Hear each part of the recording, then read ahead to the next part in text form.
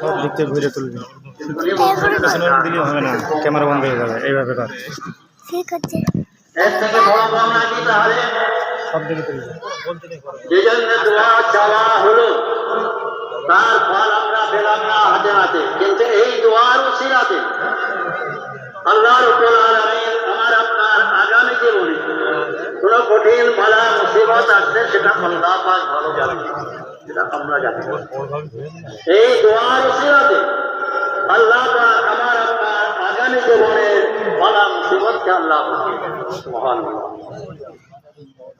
আর আল্লাহ পাক যদি তার থেকে বেশি দয়া করতে চান তাহলে কি হয়? যে জন্য দোয়া করলাম তা কবুল হলো না, আগামী জীবনে কোন মুসিবত আল্লাহ সেটাও সরিয়ে দিলেন না। তাহলে এই দোয়াটা আল্লাহ পাক নিজের কাছে জমা রাখেন।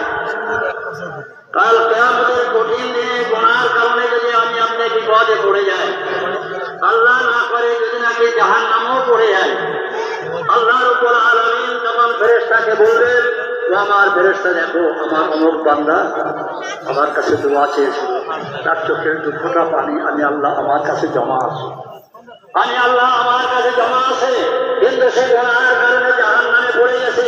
তাই ফেরেশতা কাল বিলম্ব না করে দেরি না করে ওই বান্দার চোখের পানিটা তার জাহান্নামের আগুনে ছিটিয়ে দেওয়া। বুঝতে পারলেন?